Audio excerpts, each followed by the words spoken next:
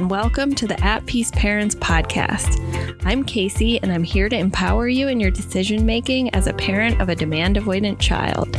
My goal is to share insights that will generate aha moments and support your connection with your child. I'm a mom of two amazing little boys, one of whom is PDA, and I've worked with hundreds of parents just like you to teach them how to lead their child out of burnout and find the clarity, peace, and sense of community they need. What is a cognitive loop for a PDA child or teen? So I'm jumping on here to answer a question that I got from someone in my DMs, and it's also a question I've gotten a few times in the past. So a cognitive loop, how I explain this, and I think it's specific to PDA, is when the PDA child gets stuck between their threat response and their frontal lobe. So what does that mean? And what does that look like? I'm going to talk to you guys a little bit more about what happened with my son, hi everybody, over Thanksgiving, because he was in a cognitive loop, which led to a big panic attack. And for a parent, this can feel like the rock and a hard place that you're stuck in, because it's like either way you go, there's going to be an escalation. So what happened at the trampoline park for the cognitive loop was that my son was on a ninja course and he was trying to climb up the course, but he has some upper body strength issues and, gross motor differences. And so he wasn't able to actually do the thing he was trying to do, right? So that's a perceived loss of autonomy internally, right? Like his body wants to do something. He's not able to do it, therefore threat. What makes it a cognitive loop is that his frontal lobe, or his thinking brain, his kid brain, who's just like, I want to be good at ninja stuff, I want to climb, I want to do what all the other kids are doing, is saying like, keep trying, keep going. However, his brain is perceiving every time he tries, he's not able, and therefore the threat response escalates.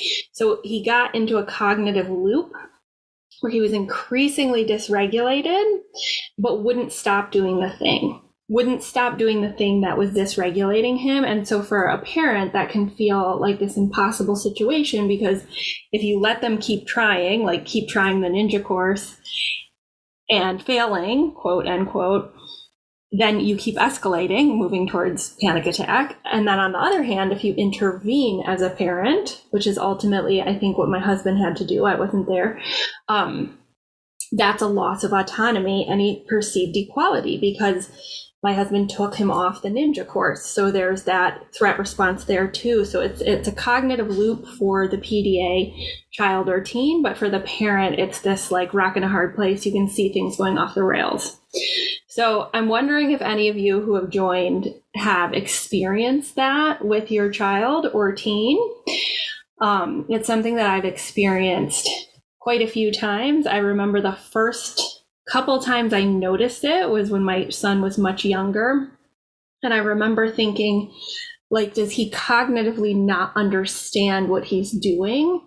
Which wasn't actually the mechanism, right? So I remember when he was like 3.5 with this Paw Patrol tower, and he had these Hot Wheels that he was trying to put down the Paw Patrol, but he wanted to like build them up and stack them up so that they would lay and not slide off the end of the Paw Patrol tower. But that was like going against gravity, and he wasn't able to keep the Hot Wheels at the bottom from sliding off. But I kept trying to rationally explain it to him. I kept trying to help him, but the more I did that, the more he escalated, right? But in my head, I was like, how does he not understand this? That if you put a Hot Wheel at the top, it's going to knock it off the bottom. But what it was a cognitive loop. He could not stop doing it because every time he did, it was perceived as that loss of autonomy internally, and he would activate. So, I think in that moment, I didn't know about PDA, but I remember sort of intervening and trying to get him away from the Paw Patrol tower.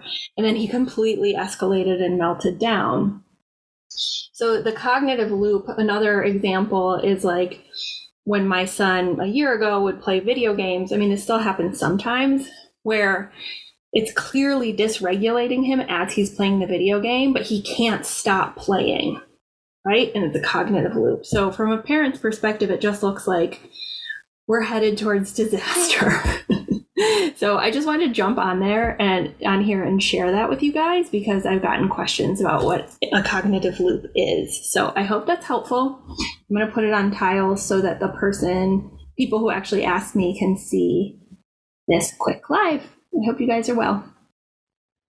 Oh, I see someone said, yes, every day, multiple times. Wants to do it, can't do it, meltdown ensues.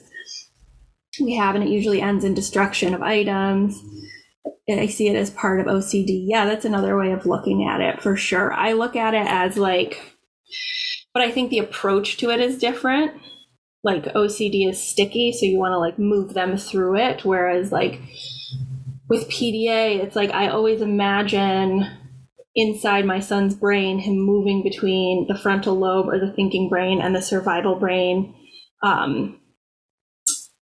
or the amygdala, and it's he gets stuck between those two, and it's really hard as a parent. Yeah, for a solution, in the moment, there's really only two things you can do. You can mitigate by lowering demands, improving autonomy, and living an accommodation lifestyle so that you don't reach that threshold where they get caught. But once it happens, it's sort of getting into the mindset of de-escalation. So that is what I consider a cognitive loop. Sounds similar to something people have experienced with OCD. I have worked with a couple families whose children had both PDA and OCD.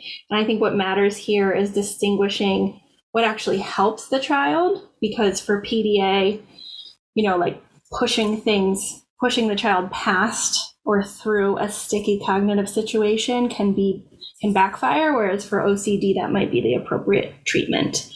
I'm not a clinician. I just help parents work through the PDA lens and sort of isolate that variable. So I hope that was helpful. You guys have a great rest of your day. Okay, bye.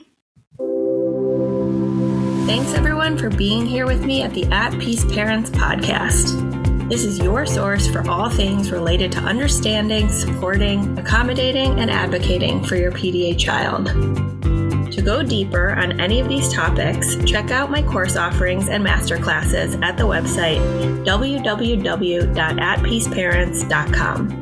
To completely transform the way you think about and relate to your child and to bring peace and stability to your home, join us for the next cohort of the Paradigm Shift program. Enrollment is now open until January 11th, 2023.